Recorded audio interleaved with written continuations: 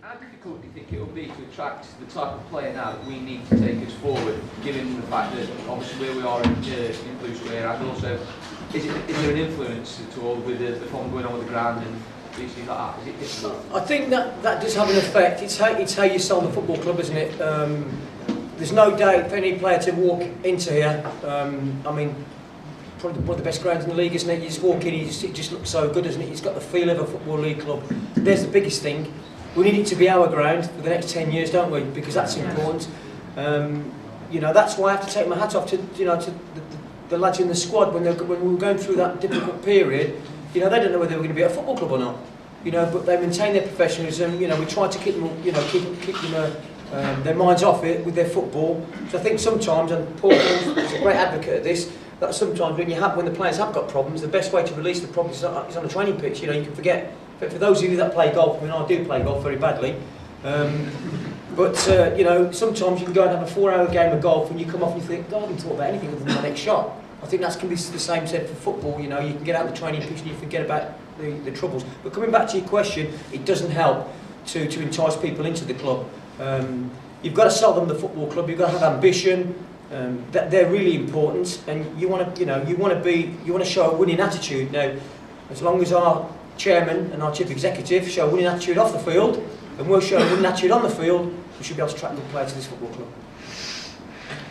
Well, may I just add, please, what you just said, and yes, the things that our players was going through, it's credit due to each and every one of them, that they put all in, they put it behind them, and they got on with the job, and it's credit due to them. Thank you very much indeed. Thank you. So pass it on. You've got a question? Yeah, just one to Duncan and Paul. You know, with the, just say you've got no injuries whatsoever, how many players do you think you're short of the team that you'd like to put out every week?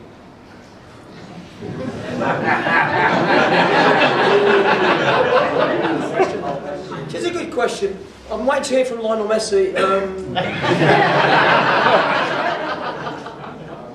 I think I'd say to this floor, if this team gets into the playoffs, you'd start to say to yourself, do I need to look for other players? That's what you would do as a manager. You would do, and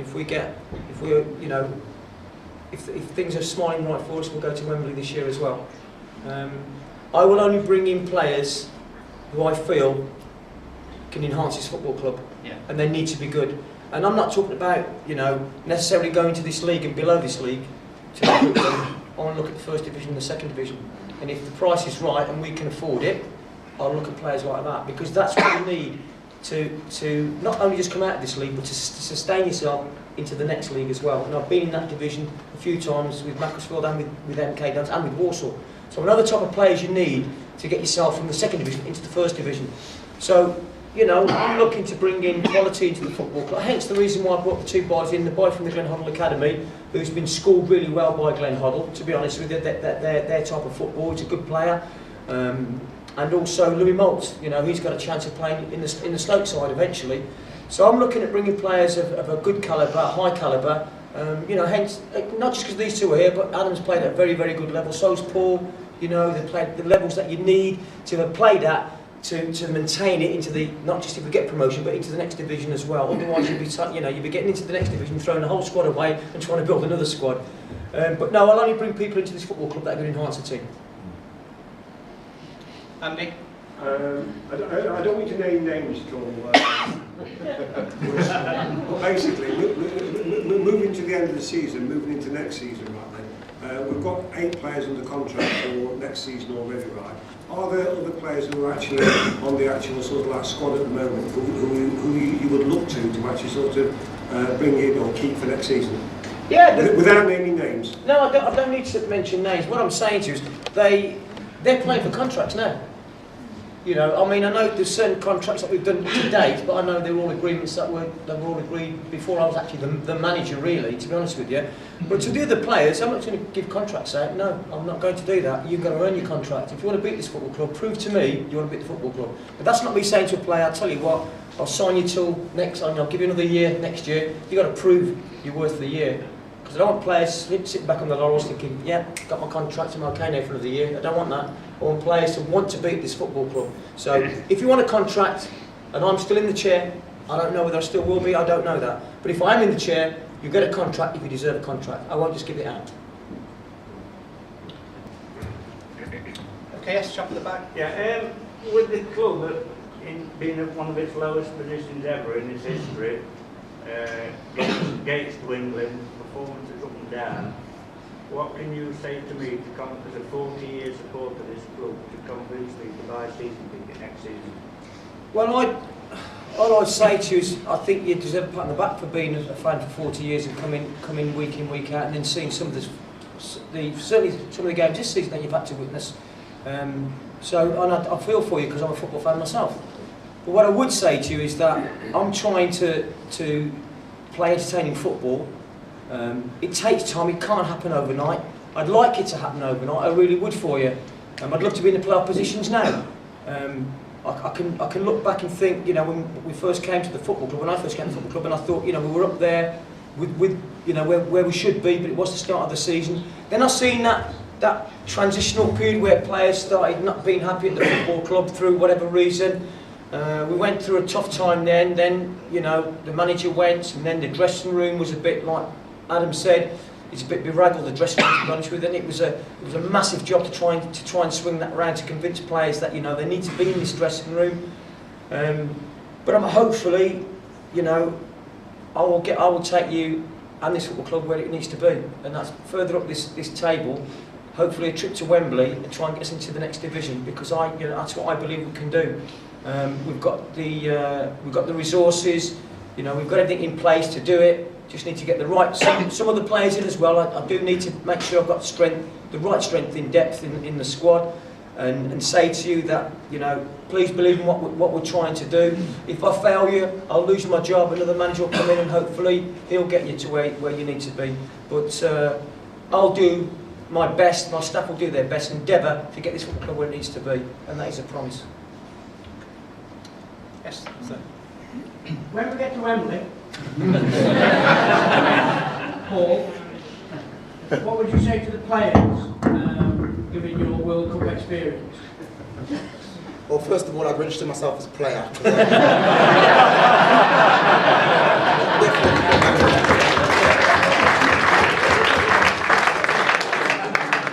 Well, yeah, I've been to Wembley before. I played the year after the last time Mansfield got to Wembley in the Sherpa Van Trophy. That's how old I am. Back in 1066. But I'd just say to them, it's one of the biggest times of your life, and don't let this. In fact, I say this to them on Saturday. Right? Don't let the game pass you by. Don't let the moment pass you by, because it's just like that. You know, it just seems like the other day I was playing in France, World Cup '98. So, and it's gone, and I'll never be able to get those days back. But you can't take it away from me. And when you get to a situation like that, get to Wembley, you get to Cardiff, you get those situations where each and every Mansfield fan can turn around, and you can be a legend for the rest of their lives and their kids and whatever. Something that you don't actually realise what this means for the town and what this means for people. Yeah? So you've got to get that over to the players, and the players have got to take that responsibility on. I did it for the country and for towns and cities, and these boys have done as well. So I would like to just get it across to them how important it is to take this team forward and to actually say, let's get to Wembley, because we're 3 games away from actually going there and walking on the hallowed turf. And to do that, I've played at Wembley before. It's an amazing experience that everybody dreams of, you know, and not everybody's going to get there. So I'll just say something like that to it. It's not difficult, is it? I think that's brilliant to hear. I mean, speaking personally, I mean, I can remember 1987, I think not about this big, but it's one of the best days of my life. I'll never forget it. And even now, I mean, last year the club was still selling season tickets with George Foster holding the trophy on the front. So it's really good to know that the players realise that you can write yourself into history. I mean, managers come and go, chairman, you know, chief execs. But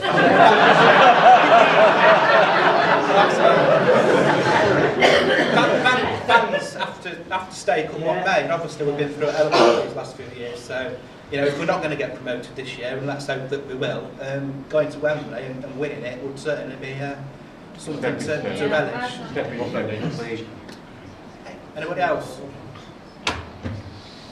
Yes, sir. Have you got any nearer to sorting the Steaky defence line? Build a wall that's side of the goal. Well, I think if you look back and reflect on the game, so you know, players have to take responsibility and defend as individuals as well as a team. It tends not to be the first ball that beats us, it's the second and third ball, what we call the second, third and third phase balls that tend to beat us. We get the first clearances in, and then we're not quick enough to shut down the next one and have a strike at our goal, which happened a few times this season already from the edge of our box. But you know what we do, and again the players are here to tell you, again we have all the stats on the teams, you know, I'll give them the heights of the players we're playing against, who you're going to mark, who you're marking on the corners, who's number 1 in the wall, number 2, number 3, number 4 in the wall, who's doing the crash on the wall. They're drilled into it and they know what they've got to do. But sometimes, you know, a lapse of concentration, it can cost you a goal, and that's happened to us far too many times. We're trying to eradicate that, we really, really are.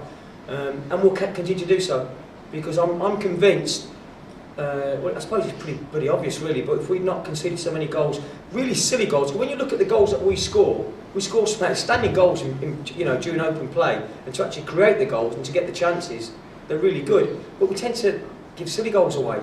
Now that's frustrating for me as a manager. It was frustrating for me when I was the coach here and the assistant manager. I know it's frustrating for people, it's just frustrating for the boys. All we can do is keep working on it on the training ground, and then we'll try and eradicate it. Oh, Connor, do you feel pressure to score being the experienced striker? No, not really. My job is in the team to score goals, so I just go out there, try and enjoy it.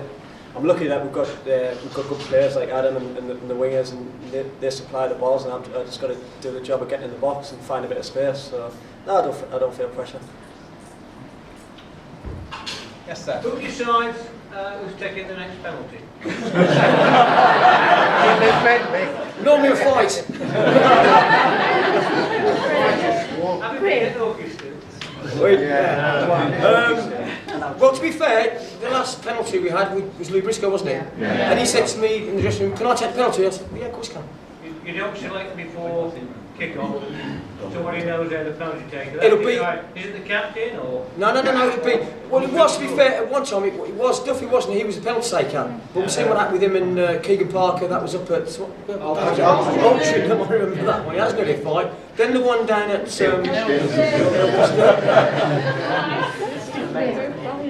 I love the passion to take the penalty, but it's the way they go about it. They've got to be right about that. But no, Lou Briscoe's going to take our penalties in there because he hits the ball harder than I've ever seen anyone hit a ball, to be honest with you. Okay, anybody else? Trev? On that theme, really, in one way, discipline. We've had, and not all on your watch, I know, but we've had a lot of players sent off this season. How do you view that for future? They know I won't accept it. If a player gets sent off, I mean, like the Kevin Samuels one, to be honest with you, I mean, again, I watched that. It was pathetic sending off, to be honest with you, and it wasn't malicious or nothing like that, it just wasn't. And I felt the one at the other end against Paul, to be honest, that wasn't really a real bad one, to be fair, when he sent Darren Stride off. But what I will say to you is that, you know, if they get sent off through ill discipline, they'll be fined, and I'll make sure they're fined by the club. And that's what happened, because there's nothing else I can do. I can tell them off, but at the end of the day, you know, yeah, cheers Gaffer, okay, I won't do it again next time. I don't mind if they go in on a 50-50 tackle and the referee doesn't get it right and they get sent off. I haven't got a problem with that, and I'll review, obviously look at it on DVD and see did it warrant a red card. And if I don't think it is warranted, although I've got to go with, you know, what the referee says, I wouldn't punish a player for that. And certainly through, you know, trying to throw his body in front of the ball to try and prevent a goal against us, no. But if it's through the inability to control themselves, through own self-discipline, they'll be punished. Thank you. You know, sometimes there's this discipline thing. I don't think it's always the player's fault. It's that man in the middle. I totally agree with you on that. I totally agree with you on that. How pleased are you with Tom's progress now? Like Tom Naylor, I think he's an excellent player, and there's people looking at him now. Yeah. You know, as soon as I seen him when I first came to the football club, I just knew there's a player in the making, and we'll be very, very lucky to keep hold of him. He's destined for bigger things, that boy, and I'm sure he'll do it as well.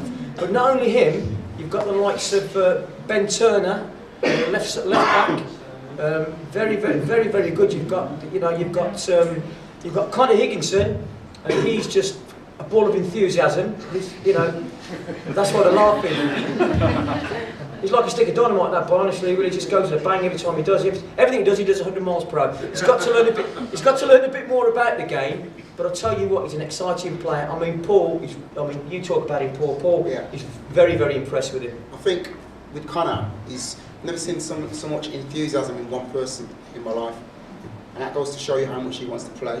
But he's got to learn the game, because if he comes along, gets put into the first team all of a sudden, and then gets caught in the furore of it all, then you might lose him. So it's important that we work with him, and that's what we're doing all the time. Every time after training, just taking him for 15 minutes all the time and just saying, come with us, come with us. All the pros are helping him, giving him encouragement and everything like that, because that's the type of atmosphere we want to do. We want to create in that team of players. But Connor Higginson is a real bundle of fresh air for the club. Can I just add, I think it was my first time in football I had to tell the players to get off the training pitch the other week. I said, you've done enough, get off. I turned my back and they're still kicking balls. I went, look, that's it, you've done enough, off you get. Turn my back, they're still kicking balls. In the end, I had to put the balls in the bag myself, Stephen I, the fitness coach. So that's another culture that I like. I like a culture where the players come in. Muzza does it really well. So does Lou Briscoe. They come in a bit earlier and they're out on the pitch before we even start training. Then I've got players working with Paul after training. And then what I've seen now is, instead of saying to players, 1, 2, 3, 4, stay behind, they're going, can we stay behind? Now that's a good culture to have at your football club. And if you remember the likes and some great stories about Eric Cantona, how he changed the whole ethos of what happened at Man United. No one stayed behind after training. He used to stay behind all the time, practicing free kicks all the time. All of a sudden, Giggsy starts doing it. Beckham starts doing it. And they were all at it. That's a good culture to have at a football club. And I want to encourage that. Down on Saturday, I think to be up for it. I don't think that's even a question, is it? I think if we could have the game tonight, I think the lads would be out there ready to play. Obviously, it's a big game for us. And, when you go into a huddle for pre-game, what does the captain say to players? Come on, let's do my run for me. They don't come out of blocks. To be honest with you, I think. I mean, we have our huddles, and it's kind of us getting together, and basically it's a lot of encouragement. I mean, once that huddle breaks up, it's like once we get over that line, it's down to individuals. Then I can't go and pull so and so around and say you should be here, you should be doing that, you should be doing that by his neck. He has to take responsibility and do his job. That's what he gets paid for, whoever it is. Collectively, as a team against Alfred in the first half, it was pretty bad. To be honest with you, I mean, we've had this conversation as a team, and I suppose the management have as well. We weren't at the races first half, but at the same time, Alfreton set out their stall, they changed the formation, and they set out to stop us. And you have to give credit to what they did to us first half, because we couldn't do anything. Even though we didn't go out there and say, first half, we're not going to run, we'll wait till second half, because we tried everything on that pitch first half to get out of what we was doing. And because they set up so well, and yes, you're right, they were up for it, and put us on the back foot, and we couldn't do anything. And you have to give credit to the opposition for things like that. Duncan, are you going to do anything about the defence? In relation to looking at the two strikers, we've conceded 26 goals in 12 league games. Now you've changed the centre halves about, and you know where this is going, because I spoke to you before. Yeah. But the left back and the right back have stayed constant-ish. Now, Silky's not the player he was last season, or the season before. Is it time to change? Well, I'll tell you what I think. I brought a guy called Danny Spence into the side. I think Silky's improved since I brought this lad in. I do, honestly. I think Silky, when I first came to the club, because I didn't know, I knew of Gary Silk, obviously because his name's been jumbled about before during my time in football. But I brought a boy called Spence in, and he's putting pressure on Silky, and I think Silky's done quite well the last few games, and I think Paul would agree with that. What I will say is now, on a thin line. He's got to perform, because if he doesn't, I'll have no qualms putting Danny Spence straight in there. And that's the same for all over the pitch. And I am looking, as I said, at another defender as well. We're going to have, unfortunately, with Reece Day, he's hurt his hamstring as well. He's got to have to go in for an operation. He could be out for months and months with the operation. So we need to bolster it up there as well. So yes, I am looking to look at trying to sort that out as well about leaking goals. You know when you give your post-match interviews and you say, you've got to take the positives. Had we have not gone 3-0 down against Newport, and had we have not gone 2-0 down against Barrow, we'd have won. We'd have won. Yeah. If we can cut that out, we know we can go forward and score. Cut the, sort the defence and we're in. I know. But believe me, it's spoken about all the time, and we work on it. Believe me, we do work on it. All you've got to do is ask the players. They'll tell you. And they're more, I mean, you'll hear their comments sometimes when I'm talking, have we done another one in like that? And I told you. Because you've got to be responsible. Any ball coming to the 18-yard box, you've got, space don't score goals, players do. And I keep saying that to my players. If you allow players to run off you, you lapse any concentration, it's in a second they're tapping into a goal. So we're continually working on that. And I'm looking to bolster that and strengthen that up as well.